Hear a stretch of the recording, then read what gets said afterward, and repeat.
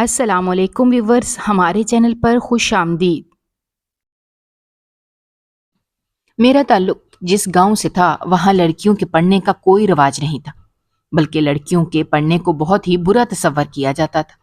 میں ایک امید گھرانے سے تعلق رکھتی تھی۔ گاؤں میں ہماری ایک بہت بڑی حویلی تھی جس میں ہم لوگ رہا کرتے تھے۔ ہمارا شمار گاؤں کے معززین اور کھاتے پیتے لوگوں میں ہوتا تھا۔ میری اماں میرے ابا کی دوسری بیوی تھی اور شہر سے بیاہ کرائی تھی۔ دراصل میرے ابا اور اماں کی محبت کالج کے زمانے میں پروان چڑھی تھی۔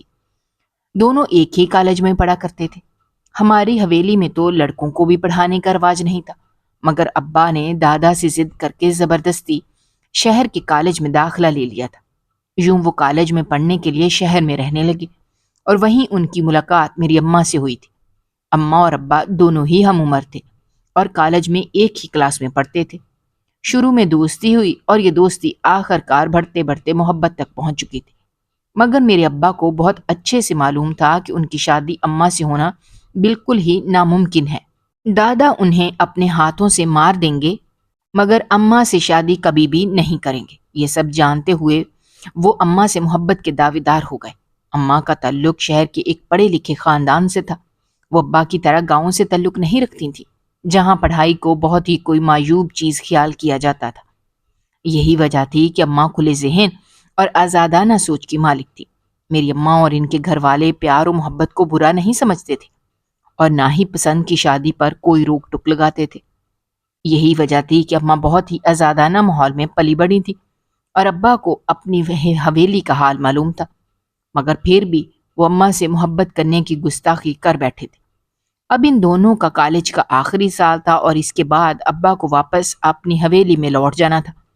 شاید ابا جانتے تھے کہ وہ اس کے بعد کبھی دوبارہ اماں سے نہیں مل سکیں گے، مگر پھر بھی انہوں نے اماں کو اپنے واپس آنے کی آس دلائی اور اماں یہاں چھوڑ کر واپس حویلی چلے آئے۔ جہاں دادا اسی انتظار میں بیٹھے تھے کہ ابا شہر سے واپس آئیں تو وہ ان کی شادی ان کی بچپن کی منگ سے کروا سکے اور اس کے بعد ابا ان کا گاؤں کا سارا کام سنبھال سکے۔ جب ابا شہر سے گھر آئے اور اپنی شادی کی باتیں سنی تو صاف صاف دادا کو انکار کر دیا کہ وہ اپنی بچپن کی مجھ سے بالکل بھی شادی نہیں کریں گے، بلکہ انہوں نے شہر میں اپنے لیے لڑکی پسند کر چکے ہیں، وہ اسی سے شادی کریں گے۔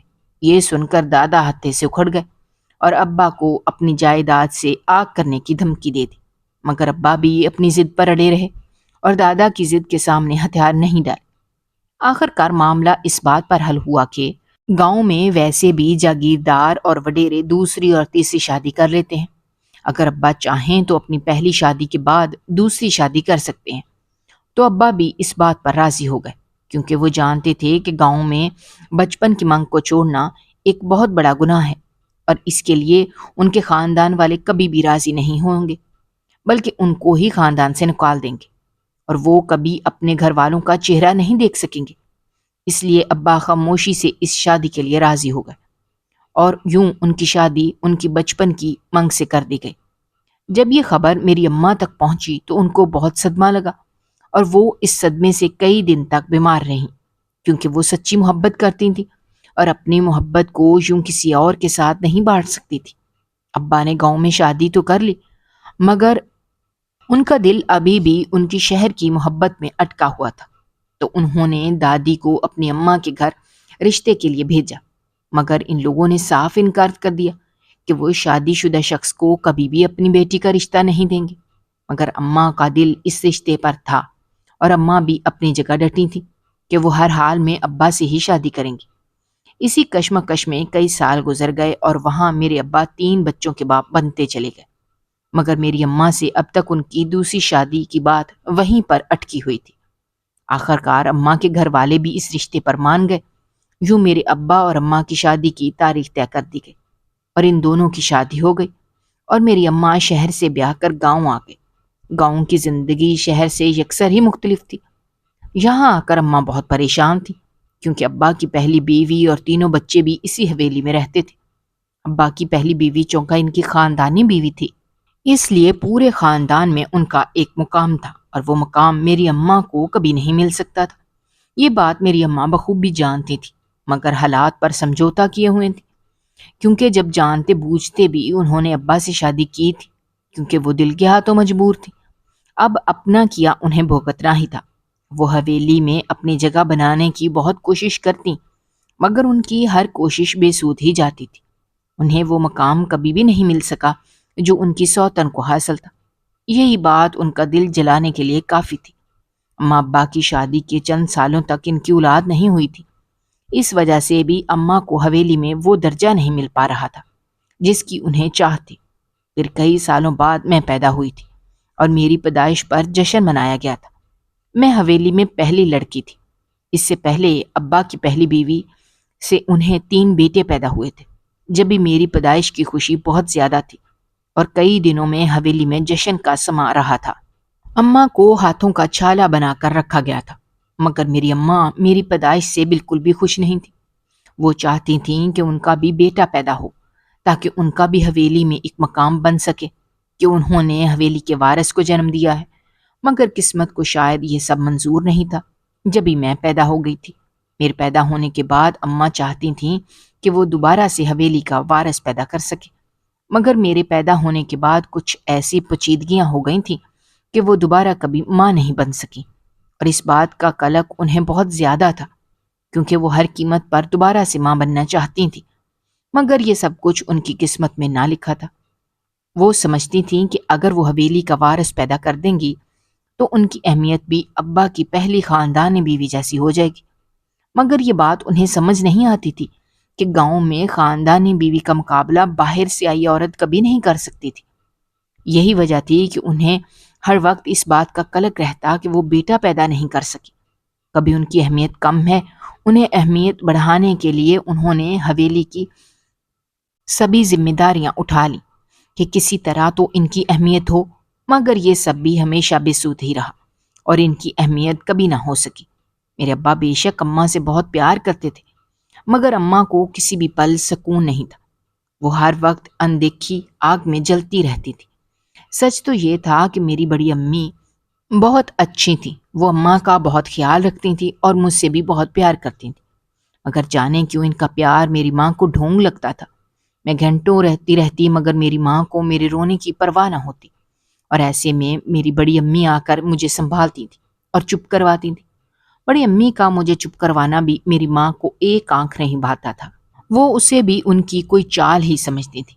میری ماں نے محبت کے ہاتھوں مجبور ہو کر یہ شادی تو کر لی تھی، مگر اپنا چین و سکون سب کچھ ہی گنوا بیٹھی تھی، اور ہر وقت بس اسی سوچ میں غلطاں رہتی تھیں کہ کسی طرح ابا کی نظروں میں اپنا مقام بنا سکے۔ ابا بے شک میری ماں سے بہت پیار کرتے تھے، مگر اپنی پہلی بیوی کو بھی اس کے پورے حقوق دینے کی کوشش کرتے تھے۔ وہ دونوں بیویوں میں سے کسی کی بھی حق تلفی نہیں کرتے تھے، اور یہی بات میری ماں کو بے حد چبھتی تھی۔ شادی سے پہلے انہوں نے سوچا تھا کہ اگر ابا ان سے پیار کرتے ہیں تو شادی کے بعد بھی انہی کی بس اہمیت رہے گی اور وہ پہلی بیوی کو بالکل بھی نہیں پوچھیں گے، مگر یہ میری ماں کی خام خیالی ثابت ہوئی۔ میرے ابا نے اپنی دونوں بیویوں میں توازن رکھا اور کسی کو بھی شکایت کا موقع نہیں دینا چاہتے تھے۔ میرے ابا اماں کو خوش رکھنے کی بے حد کوشش کرتے، مگر اماں کسی بھی چیز سے خوش ہی نہیں ہوتی تھی۔ انہیں ہر وقت ابا سے کوئی نہ کوئی شکایت ہی رہتی تھی۔ بڑی اماں نے ابا کی خاندانی بیوی ہونے کا ثبوت دیتے ہوئے اماں کو دل سے قبول کر لیا تھا۔ یہی ان کا بڑا پن تھا، مگر اماں اس معاملے میں بہت چھوٹے دل کی ثابت ہوئی تھیں۔ وہ کبھی بھی بڑی اماں کو اپنے شوہر کی بیوی کے روپ میں قبول نہ کر سکی تھیں۔ وہ بس چاہتی تھیں کہ ان کا شوہر بس انہی کا ہو کر رہے، جبکہ انہیں شادی سے پہلے بہت اچھی طرح سے ساری باتیں معلوم تھیں، مگر عشق نے ان کے سوچنے سمجھنے کی ساری صلاحیتوں پر پردہ ڈال دیا تھا، اور اب جب زندگی کی حقیقت سے پالا پڑا تو ان کے 14 طبق روشن ہو گئے۔ میری ماں کو مجھ سے ذرا بھی پیار نہیں تھا۔ وہ سمجھتی تھیں کہ انہوں نے مجھے پیدا کر کے اپنے ساتھ ظلم کیا ہے۔ میں اکثر ان کے منہ سے اس طرح کے کلمات سنتی تھی کہ کاش میری جگہ ان کا بیٹا پیدا ہو جاتا تو ان کی زندگی سے محرومی ختم ہو جاتی۔ میری ماں کو تھوڑے میں راضی رہنا کبھی نہیں آیا تھا۔ وہ دوسروں کے پاس چیزیں دیکھ کر ان پر حسد کرتی اور دل ہی دل میں جلتی کڑتی رہتی تھی۔ میری ماں کو مجھ سے ذرا بھی پیار نہیں تھا، بلکہ وہ میرے ساتھ اس طرح کا برتاؤ کرتی جیسے انہوں نے مجھے پیدا کر کے میری ذات پر احسان کر دیا ہو۔ میں اکثر اپنی ماں کی محبت کے لیے روتی، مگر انہیں میری کوئی پرواہ نہیں ہوتی تھی۔ کچھ سال ایسے ہی گزر گئے۔ میں بڑی ہوتی جا رہی تھی مگر اپنی ماں کے پیار سے مکمل طور پر محروم تھی۔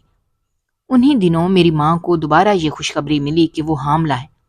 حالانکہ ڈاکٹر بالکل ہی نا امیدی ظاہر کر چکے تھے، مگر میری ماں نے مسلسل آس لگا رکھی تھی، تو ان کی آس رائے گاہ نہیں گئی، اور اس بار انہوں نے ایک پیارے سے بیٹے کو جنم دیا۔ اس دنیا میں میرا بھائی آ چکا تھا، تو اس کے آنے سے میری اہمیت اور حیثیت اس گھر میں بالکل ہی صفر ہو کے رہ گئی تھی، اور اس بات نے بچپن سے لے کر جوانی تک میرے ذہن پر بہت برا اثر ڈالا تھا۔ میں بالکل ہی تنہائی پسند ہو گئی تھی۔ اپنے آگے رشتوں پر میرا اعتبار بالکل بھی نہیں تھا۔ میں اب جوانی میں قدم رکھ چکی تھی۔ میں بچپن سے ہی پڑھائی میں بہت تیز تھی، اور مجھے پڑھنے کا شوق بھی تھا۔ میری ماں بھی چونکہ خود بھی ایک پڑھی لکھی عورت تھی، تو انہوں نے مجھے بھی کبھی بھی پڑھائی سے نہیں روکا تھا۔ میرے ابا بھی مجھ سے بے انتہا پیار کرتے تھے۔ انہوں نے بھی اس معاملے میں مجھ پر کوئی روک ٹوک نہیں کی تھی۔ جب بھی میں 10ویں جماعت تک تعلیم حاصل کرنے میں کامیاب رہی تھی، 10ویں پاس کرنے کے بعد کالج میں جانے کا مرحلہ آیا تو ابا نے اس میں بھی میرا بآسانی داخلہ کروا دیا۔ میرا یہ کالج ہمارے گاؤں سے کچھ دوری پر دوسرے شہر میں تھا، جہاں آنے جانے میں 1 گھنٹہ لگ جاتا تھا، مگر پھر بھی اس کالج میں میرا داخلہ ہو گیا، اور یوں میں نے 12ویں جماعت بھی پاس کر لی۔ اب آگے مزید تعلیم حاصل کرنے کے لیے دوسرے شہر جانے کا مسئلہ آیا، کیونکہ قریبی شہر میں صرف 12ویں جماعت تک تعلیم حاصل کرنے کی سہولت موجود تھی۔ اس سے زیادہ اس شہر میں سہولت موجود نہیں تھی، مگر سب آگے پڑھنے سے میرے ابا نے مجھے صاف صاف منع کر دیا تھا۔ کیوں؟ دوسرے شہر کا فاصلہ ہمارے گاؤں سے بہت زیادہ تھا، وہاں روز روز کا آنا جانا ممکن نہیں تھا۔ اس لیے ابا نے کہا کہ اب میں پڑھائی چھوڑ کر گھر بیٹھ جاؤں، اور ان کی یہ بات سن کر میں بہت روئی اور آگے پڑھنے کی ضد کرنے لگی، مگر انہوں نے میری بات نہیں مانی۔ میں نے اماں سے بھی بہت التجا کی کہ وہ ابا سے مجھے آگے پڑھنے کی اجازت دلوا دیں۔ اماں نے اس بارے میں ابا سے بات بھی کی، مگر وہ کسی صورت بھی میرے ہاسٹل میں رہنے کے لیے راضی نہیں ہوئے۔ ابا کے میرے لیے آئے ہوئے رشتوں پر غور کرنا شروع کر دیا، کیونکہ اب وہ چاہتے تھے کہ میں اپنے گھر کی ہو جاؤں۔ حالانکہ میں ان کی اکلوتی بیٹی تھی، مگر پھر بھی انہیں میری شادی کرنے کی ضرورت سے زیادہ جلدی تھی۔ اسی لیے وہ چاہتے تھے کہ میں وقت رہتے اپنے گھر کی ہو جاؤں، اور وہ اپنی آنکھوں کے سامنے مجھے میرے گھر کا ہوتا دیکھ سکیں۔ میرے لیے کئی گھرانوں سے بہت اچھے اچھے رشتے آئے ہوئے تھے، اور 1-2 رشتے تو ابا کی نظروں میں جچ چکے تھے۔ اس میں سے ایک رشتہ میری پھوپھی کے گھر سے آیا تھا۔ وہ ابا کی سگی بہن تھیں اور اپنا بھی اپنے بھانجے پر جان چھڑکتے تھے۔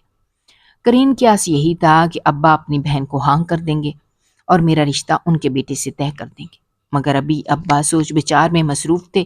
وہ ابھی اس طرح سوچ کر میرا رشتہ پکا کرنا چاہتے تھے۔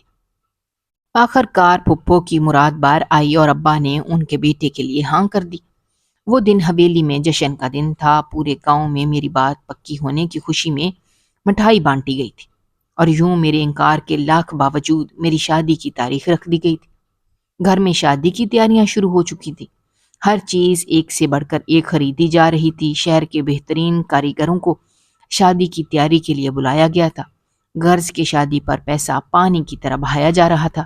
پھپھو بھی میری بلائیں لیتی نہ تھکتی تھیں۔ آخر کار اتنے امیر گھر کی بہو جو اپنے بیٹے کے لیے لے کر جا رہی تھی۔ پھپھو کی شادی ہم سے نسبتاً کم امیر لوگوں میں ہوئی تھی۔ پھپھو کی شروع سے ہی میرے ابا کی جائیداد پر نظر تھی۔ ابا ان کا حصہ ان کے حوالے کر چکے تھے، مگر ان کی مزید کی ہوس جاتی نہ تھی، اور اب مجھ سے اپنے بڑے بیٹے کی شادی کرنے کی صورت میں کافی ساری جائیداد انہی کے گھر جا رہی تھی۔ میں اس شادی پر بالکل بھی خوش نہ تھی اور اماں کو مسلسل انکار کر رہی تھی، مگر اماں بھی ابا کے حکم کے سامنے بے بس تھیں اور میرے لیے کچھ بھی نہیں کر پا رہی تھیں۔ میں نے اپنی پوری زندگی میں اماں کے سامنے کسی چیز کے لیے ضد نہیں کی تھی، مگر وہ میری یہ ضد تک پوری نہیں کر سکی تھی۔ میرا دل اب اماں سے مکمل طور پر اچاٹ ہو چکا تھا۔ میں کسی بھی طرح چاہتی تھی کہ یہ شادی رک جائے تاکہ میں اپنی تعلیم حاصل کر سکوں، مگر ابا تو اس شادی پر اس طرح سے خوش تھے کہ جیسے انہیں دنیا جہان کی دولت مل گئی ہو۔ وہ میری شادی پر پیسہ پانی کی طرح بہا رہے تھے۔ ہر چیز مجھ سے پوچھ پوچھ کر میری مرضی کے مطابق کی جا رہی تھی، اور ہر چیز اعلیٰ سے اعلیٰ خریدی جا رہی تھی۔ ابا کا بس نہیں چل رہا تھا کہ وہ پوری دنیا کی مجھے جہیز میں چیزیں دے دیں۔ میرے لیے سونے کے کئی سیٹ بنوائے گئے تھے اور ہر ایک سیٹ بھی کئی کئی تولے کا تھا۔ پھپھو تو یہ سب کچھ دیکھ دیکھ کر خوشی سے نہال ہو رہی تھی۔ ان کا بس نہیں چل رہا تھا کہ وہ میری بلائیں اتارنے لگے۔ آخر وہ ایسا کرتی بھی کیوں نہ؟ ابا ان کا گھر دنیا جہاں کے سامان سے جو بھر رہے تھے، اسی لیے وہ میرے واری صدقے جاتے تھک نہ رہی تھی۔ اماں بھی دل سے اس رشتے کے لیے راضی نہ تھی، مگر ابا کے دل میں جگہ بنائے رکھنے کے لیے وہ ہر ممکن طور پر ابا کی خوشامد کرنے کی کوشش میں لگی رہتی تھی۔ اس کے لیے انہوں نے اپنی بیٹی کے جذبات کی بھی پرواہ نہ کی تھی، اور ابا کی نظروں میں اچھا دکھنے کے لیے انہوں نے میرے جذبات کو قدموں تلے رون دیا تھا۔ آخر کار میری شادی کا دن بھی آ پہنچا۔ ابا شادی کی تیاریوں میں مصروف تھے۔ پوری حویلی کو برقی کمکموں سے سجایا گیا تھا۔ رات میں بھی دن کا سما ہو رہا تھا۔ حویلی کے پچھلے صحن میں کئی طرح کے کھانے پک رہے تھے، جن کی اشتہا انگیز خوشبو چاروں جانب پھیلی تھی۔ شہر سے ایک مہنگی بیوٹیشین کو میرا میک اپ کرنے کے لیے بلایا گیا تھا، جس نے ہزاروں روپے لیے تھے۔ میرا شادی کا لباس بھی انتہائی قیمتی اور مہنگا تھا۔ اب میں نے بھی اپنی قسمت کے ساتھ سمجھوتا کر لیا تھا اور اس شادی پر دل سے نہ سہی مگر راضی ہو گئی تھی۔ پورا انتظام ہو چکا تھا، اب بس بارات کے آنے کا انتظار تھا۔ وقت دھیرے دھیرے کر کے سرکتا ہی جا رہا تھا، مگر بارات کو آنے میں دیر ہو رہی تھی۔ ابا تو سرے شام ہی بارات کے استقبال کے لیے تیار ہو کر بیٹھ چکے تھے، اور اب رات ہونے کو آئی تھی، مگر بارات کا کوئی اتا پتہ نہیں تھا۔ ابا پھپھو کو مسلسل فون کر رہے تھے، مگر وہاں سے فون کوئی بھی نہیں اٹھا رہا تھا۔ کھانے بھی سارے ہی پک چکے تھے، بلکہ اب تو ٹھنڈے ہو رہے تھے۔ ابا نے میرے چچا کو پھپھو کے گھر روانہ کیا۔ جب چچا پھپھو کے گھر پہنچے اور انہوں نے دیکھا کہ سب لوگ تیار ہو کر دولہے کے انتظار میں بیٹھے ہیں، مگر اب تک دولہے کا کچھ پتہ نہیں۔ میرا ہونے والا دولہا صبح سویرے ہی ضروری کام کا کہہ کر گھر سے نکل چکا تھا اور اب تک لوٹ کر گھر نہیں آیا، اور سب لوگ فون کرنے کی کوشش کر رہے تھے، مگر فون بھی مسلسل بند مل رہا تھا۔ اب تو پھپھو بھی گھبرا رہی تھی کہ ان کے بیٹے کو کچھ ہو نہ گیا ہو۔ وہاں الگ رونا دھونا مچا تھا، اور یہاں گھر میں سب لوگ الگ ہی پریشان تھے اور مہمانوں کے مختلف طرح کے سوالات کا جواب دے رہے تھے، مگر کسی کو بھی مطمئن نہیں کر پا رہے تھے۔ ابا کو جیسے یکدم ہی خاموشی لگ چکی تھی۔ پھپھو نے اپنے بیٹے کو ڈھونڈنے کے لیے اس کے دوستوں سے رابطہ کیا اور اپنے بیٹے کو ڈھونڈنے کے لیے مدد مانگی۔ اس کے تمام دوست بھی اسے ڈھونڈنے کے لیے نکل کھڑے ہوئے، مگر کہیں سے بھی کچھ پتہ نہیں چل رہا تھا۔ اسی انتظار میں رات بیتی جا رہی تھی، اور میں دلہن کے جوڑے میں بیٹھی محو انتظار تھی کہ جب میری بارات آئے گی۔ اب تو لوگ بھی عجیب نظروں سے مجھے دیکھ رہے تھے۔ کسی کی نظروں میں ترس تھا تو کسی کی نظریں مجھے تمسخر اڑاتی محسوس ہوئیں، مگر میں بس خاموشی سے سر جھکائے اپنی جگہ بیٹھی تھی اور اس پورے تماشے کو دیکھ رہی تھی اور اپنا تماشا بنتا ہوا بھی دیکھ رہی تھی۔ میں تو پہلے شادی کے خلاف تھی، اور اب جب یہ سب کچھ جو میرے سارے سامنے ہو رہا تھا، اس سے بھی میرا دل بہت برا محسوس کر رہا تھا۔ آخر کار کافی دیر بعد اطلاع ملی کہ میرے ہونے والے دلہا نے شہر جا کر شادی کر لی ہے۔ یہ سنتے ہی میں سکتے میں آ گئی، اور ابا تو اپنی جگہ جیسے ڈھہ سے گئے۔ میں ذلت اور شرمندگی کے احساس سے زمین میں گڑی جا رہی تھی، جیسے اس سب میں میرا ہی قصور ہو۔ سب ہی اب مجھے رحم بری نظروں سے دیکھ رہے تھے اور طرح طرح کی باتیں کر رہے تھے۔ بڑی محفل میں میرا تماشا بن چکا تھا۔ میرا ہونے والا دلہا مجھے چھوڑ کر شہر میں شادی کر چکا تھا، اور میں یہاں اس کے انتظار میں سج در کر بیٹھی ہوئی تھی۔ اس کے نام کی مہندی میرے ہاتھوں پہ لگی ہوئی تھی۔ اس ساری صورتحال میں میری ماں نے بھی ایک بار آ کر میرا حال نہ پوچھا تھا، بلکہ وہ تو ابا کو سنبھالنے میں لگی ہوئی تھی کہ کہیں ابا کی طبیعت خراب نہ ہو جائے۔ انہیں اس وقت بھی میری کوئی پرواہ نہیں تھی۔ مجھ پر کیا قیامت گزر رہی تھی وہ اس سے بالکل ہی ناواقف تھی، اور میں بالکل خالی ہاتھ اکیلے بیٹھی سوچ رہی تھی کہ میری قسمت میں شاید ایسے تماشا بننا ہی لکھا تھا۔ آہستہ آہستہ گھر سے تمام مہمان رخصت ہونے لگے۔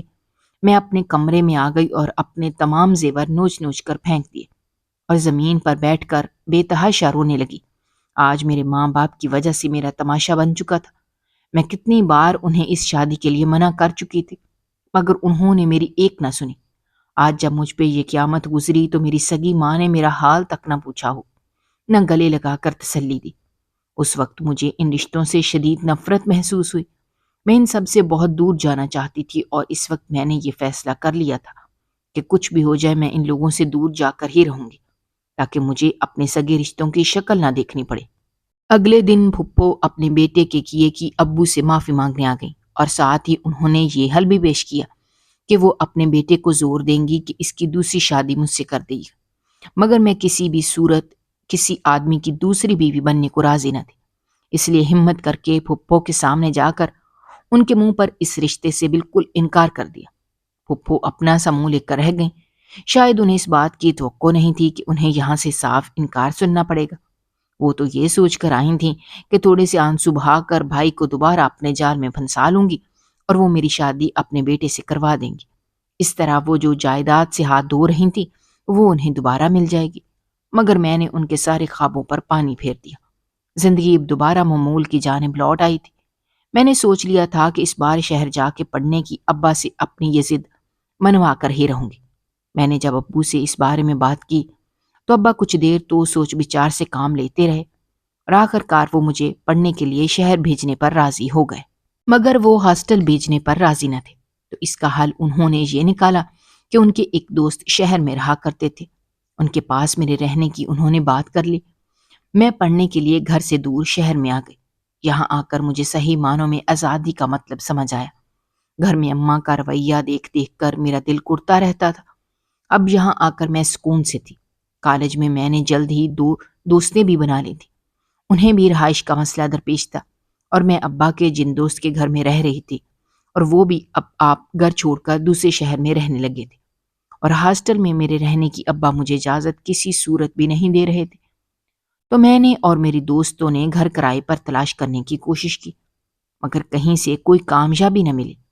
آخر کار ایک دن میری دوست نے مجھے بتایا کہ ایک چھوٹا سا مکان کرائے کے لیے مل رہا ہے اور جہاں مالک مکان اور ان کی بیوی دونوں ساتھ میں ہی رہتے ہیں۔ یہ سنتے ہی ہم لوگ ان سے بات کرنے کے لیے پہنچے، کیونکہ ہمیں کسی ایسے ہی گھر کی تلاش تھی جہاں ہمیں گھر کا پکا پکایا کھانا مل سکے، کیونکہ پڑھائی سخت ہونے کی وجہ سے اتنی فرصت بالکل بھی نہیں ملتی تھی کہ کھانا بنایا جا سکے، اور یہ گھر ہماری مرضی کے عین مطابق تھا۔ بس مالک مکان سے بات طے ہونی تھی، پھر ہم لوگ اپنا سامان اٹھا کر یہیں شفٹ ہونے والے تھے۔ میں نے اور میری دوستوں نے مالک مکان سے بات کی اور ان سے کرایہ وغیرہ طے کر لیا، اور اس وقت یہ بھی طے کر لیا کہ ہمارا سارا کام مکان مالک کی بیوی کیا کرے گی اور اس کے بدلے ہم لوگ انہیں کرائے کے ساتھ پیسے دیں گے۔ اس بات پر مکان مالک خوشی خوشی راضی ہو گئے، کیونکہ انہیں تو بس پیسوں سے مطلب تھا اور ہم لوگ کافی زیادہ پیسے دے رہے تھے۔ اور اس گھر کی دوسری خوبی یہ تھی کہ یہ گھر یونیورسٹی سے بہت قریب تھا۔ اس طرح یونیورسٹی سے آسانی سے آنا جانا ہو سکتا تھا اور کسی قسم کی پریشانی بھی نہیں ہوتی۔ کچھ دنوں بعد ہم لوگ اپنا سامان باندھ کر اس گھر میں شفٹ ہو گئے۔ ہمیں اس گھر میں ایک کمرہ رہنے کے لیے دیا گیا تھا۔ یہ کمرہ گھر سے کچھ الگ تھلگ تھا اور اس کا دروازہ بھی باہر کی جانب تھا، اور اس کمرے سے ایک دروازہ گھر کی جانب کھلتا تھا۔ سامنے ہی دیوار میں بڑی بڑی الماریاں بنائی گئی تھیں جس میں آسانی سے کئی سارے کپڑے آ سکتے تھے، اور اسی دیوار میں دروازہ تھا جس سے ہم بآسانی ان کے گھر میں داخل ہو سکتے تھے۔ ساتھ ہی ایک اٹیچ باتھ اور ایک چھوٹا سا کچن بھی موجود تھا جس میں ہم اپنی ضرورت کے تحت چائے وغیرہ بنا سکتے تھے۔ غرض یہ کہ یہ گھر رہنے کے حساب سے بہترین تھا، جبکہ ہمارا کھانا بنانا، کپڑے دھونا مکان مالک کی بیوی کی ذمہ تھا۔ ابھی ہمیں وہاں رہتے کچھ ہی دن ہوئے تھے۔ وہ صرف 2 میاں بیوی تھے، اس کے علاوہ ان کے گھر میں کوئی موجود نہیں تھا۔ اس بارے میں ہم نے ان سے کبھی نہیں پوچھا تھا اور نہ ان لوگوں نے بتایا کہ ان کے گھر میں کون کون رہتا ہے۔ ہمیں بھی اپنے رہنے اور اپنے کاموں سے مطلب تھا۔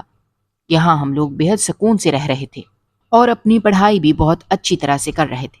مجھے اکثر اپنی حویلی اور اپنے بھائیوں کی یاد آتی، مگر میں نے اپنا جی کڑا کر لیا تھا۔ میرا کسی سے بھی بات کرنے کو جی نہیں چاہتا تھا۔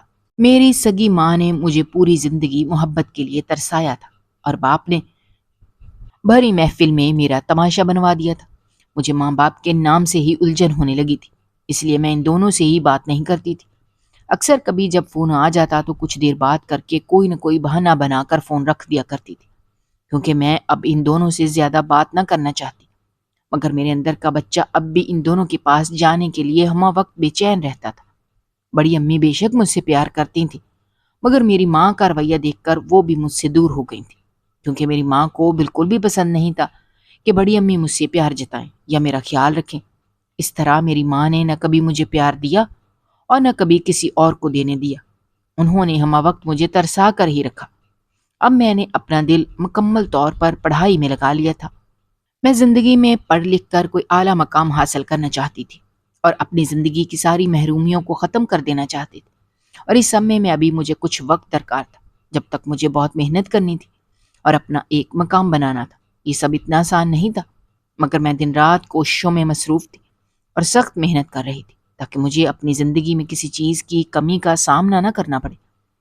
ایک دوپہر میں یونیورسٹی سے جلدی گھر واپس آ گئی، کیونکہ آج مجھے طبیعت کچھ بہتر محسوس نہیں ہو رہی تھی، کیونکہ باہر شدید گرمی تھی اور اس گرمی نے میری طبیعت خراب کر دی تھی۔ جب ہی میں آرام کرنے کی غرض سے جلدی گھر آ گئی اور آتے ہی اپنے کمرے کے ساتھ بنے چھوٹے سے باورچی خانے میں چائے چولہے پر چڑھا دی، کیونکہ سر میں بھی بہت درد تھا۔ چائے پی کر کچھ دیر کے لیے سونا چاہتی تھی۔ میں چائے چڑھا کر منہ ہاتھ دھونے کی غرض سے واش روم میں گئی اور کپڑے بدل کر جب واپس آئی تو مجھے ایسا محسوس ہوا کہ جیسے الماری میں سے کچھ آوازیں آ رہی ہوں۔ میں نے اس بات کو اپنا وہم سمجھا اور چائے نکالنے باورچی خانے میں چلی گئی۔ جب میں چائے لے کر باورچی خانے سے باہر آئی تو وہ آواز آنا بند ہو چکی تھی۔ میں نے اسے واقعی میں اپنا وہم سمجھا اور چائے پی کر سونے کے لیے لیٹ گئی۔ جب سو کر اٹھی تو میری دونوں دوستیں یونیورسٹی سے آ چکی تھیں اور اب مکان مالکن کے گھر سے آیا ہوا کھانا کھا رہی تھیں۔ مجھے جاگتا دیکھ کر انہوں نے مجھ سے میری طبیعت کے بارے میں پوچھا۔ پھر میں ان کے ساتھ کھانا کھانے میں شریک ہو گئی۔ پھر میں پڑھنے بیٹھ گئی اور پڑھتے پڑھتے مجھے رات ہو گئی۔ چونکہ میں کافی دیر تک دوپہر میں سوتی رہی تھی تو مجھے رات کو اتنی جلدی نیند نہیں آ رہی تھی، اور کل بہت اہم ٹیسٹ بھی تھا تو میں ٹیسٹ کی تیاری کرنے لگی۔ مجھے پڑھتے پڑھتے کافی رات ہو گئی تھی۔ میری دونوں دوستیں سو رہی تھیں۔ اسی اثناء میں مجھے الماری میں سے آوازیں سنائی دیں۔ میں نے اس آواز کو اپنا وہم سمجھ کر جھٹک دیا اور پڑھائی میں مصروف ہو گئی۔ پھر کچھ دیر بعد مجھے دوبارہ سے یہ آوازیں سنائی دیں، مگر سمجھ نہیں آ رہا تھا کہ یہ آواز کہاں سے آ رہی ہے۔ الماری میں کوئی ایسی چیز نہ تھی جو آواز پیدا کرتی تھی۔ میں پھر سے اپنی پڑھائی میں مصروف ہو گئی اور کتاب لے کر لیٹ گئی۔ جانے کب نیند مجھ پر مہربان ہوئی مجھے کچھ بھی پتہ نہ چل سکا۔ میری صبح آنکھ کھلی اور مجھے رات والی آوازیں یاد آئیں جو الماری میں سے آ رہی تھیں، تو میں نے اس بات کا ذکر اپنے دوست سے کیا، مگر اس نے میری بات کا یقین نہیں کیا اور مجھ سے کہا کہ باہر کوئی بلی وغیرہ ہوگی، اس کی یہ آوازیں آ رہی ہوں گی۔ مجھے ان آوازوں سے عجیب سا ڈر بیٹھ گیا تھا۔ مجھے لگ رہا تھا کہ جیسے یہ آوازیں بس مجھے ہی سنائی دے رہی ہوں۔ میں نے جا کر الماری کو کھول کر دیکھا، مگر وہاں مجھے ایسا کچھ بھی دکھائی نہیں دیا جو آواز پیدا کرنے کا باعث بن سکے۔ مجھے کچھ سمجھ نہیں آ رہا، تو میں نے الماری کا دروازہ بند کر دیا اور یونیورسٹی چلی گئی۔ میری آج یونیورسٹی سے واپسی اپنے دوستوں کے ساتھ ہی ہوئی تھی، مگر آج مجھے وہ آوازیں نہیں سنائی دیں، اس لیے میں نے اس سوچ کو جھٹکا اور مطمئن ہو گئی۔ کافی دن یوں ہی گزر گئے۔ پھر ان 2 دنوں کے بعد کوئی آواز نہیں آئی۔ میں بھی ان آوازوں کو بھول چکی تھی۔ ایک رات میری دونوں دوستیں کسی تقریب میں گئی ہوئی تھیں اور میں اپنے کمرے میں اکیلی بیٹھی پڑھ رہی تھی۔ اتنے میں مجھے پھر سے الماری میں سے آوازیں سنائی دیں۔ اس بار مجھے بہت تجسس ہوا کہ یہ آوازیں کہاں سے آ رہی ہیں، تو میں فوراً اٹھی اور الماری کے دروازے کھول دی، مگر الماری میں ایسی کوئی قابل ذکر چیز نہ تھی جس سے آوازیں آتی۔ اتنے میں مجھے سامنے لٹکے کپڑوں میں سے کچھ روشنی نظر آتی دکھائی دی۔ میں نے ہاتھ سے وہ کپڑے ایک سائڈ پہ کیے تو سامنے ہی الماری میں ایک دروازہ بنا ہوا تھا جو صرف بغور دیکھنے پر ہی معلوم ہو رہا تھا، ورنہ پتہ نہیں چل رہا تھا کہ یہاں کوئی دروازہ ہے بھی یا نہیں۔ میں نے اس دروازے کو کنڈی دیکھنے کی کوشش کی تو بہت غور کرنے پر مجھے ایک سائڈ پر ایک کنڈی دکھائی دی۔ میں سمجھ گئی تھی کہ یہ آوازیں اس دروازے کے پار سے آ رہی ہیں۔ میں نے ہلکے سے جھٹکے کے ساتھ الماری کا دروازہ کھولا تو دروازہ کھلتا چلا گیا۔ میرے سامنے جو منظر تھا وہ دیکھ کر میرے 14 طبق روشن ہو گئے اور مجھے اپنی آنکھوں پر یقین نہیں آیا۔ خوف کے مارے مجھ پر لرزہ طاری ہو گیا تھا۔ میری قدموں نے پیچھے ہٹنے سے انکار کر دیا تھا۔ سامنے بالکل اندھیرا تھا، مگر اس اندھیرے میں مجھے وہ ہیولا بخوبی نظر آ رہا تھا۔ میں الٹے قدموں دوڑی اور اپنے کمرے سے نکل کر مکان مالکن کے گھر میں داخل ہو گئی۔ میری سانسیں بری طرح سے پھول رہی تھیں۔ مکان مالکن نے مجھے حفاظ باختہ دیکھا تو میری طرف آئیں اور میں نے اپنے کمرے کی جانب اشارہ کیا۔ وہ وہاں گئیں، میں بھی ان کے پیچھے لپکی۔ جب کمرے میں گئی تو سامنے ہی ایک 22-23 سالہ بچی کھڑی تھی۔ اس کے منہ سے رال ٹپک رہی تھی اور اس کا ذہنی توازن ٹھیک نہیں لگ رہا تھا۔ مکان مالکن نے اسے اپنے کمرے میں لے گئیں اور میں وہاں کھڑی سوچتی رہی کہ یہ کون تھی۔ کچھ دیر بعد وہ باہر آئیں اور خود ہی مجھے بتایا کہ یہ میری بیٹی تھی۔ بچپن میں بخار سر پر چڑھ گیا تھا، جس کی وجہ سے اپنا ذہنی توازن کھو بیٹھی۔ یہ اکثر گھر سے خود ہی باہر نکل جاتی، تو اس کی حفاظت کے لیے ہم اسے کمرے میں بند رکھتے ہیں۔ اس کمرے کا دروازہ الماری میں کھلتا تھا۔ آپ کو کمرہ کرائے پر دیتے ہوئے ہم نے اس بات پر دھیان نہیں دیا۔ یہ آوازیں اسی کے کمرے سے آتی تھیں۔ یہ سب بتا کر مکان مالکن رونے لگی۔ مجھے بہت دکھ ہوا یہ سب سن کر۔ وہ اس سے بہت پیار کرتی تھیں اور کسی کے بھی مذاق کا نشانہ نہیں بننے دینا چاہتی تھیں، جبھی وہ اسے گھر میں بند کیے رکھتی تھیں۔ اگر آپ کو ہماری کہانیاں پسند آ رہی ہیں تو ہمارے چینل کو سبسکرائب کیجیے، ویڈیوز پر کمنٹ کیجیے اور شیئر کیجیے۔ شکریہ۔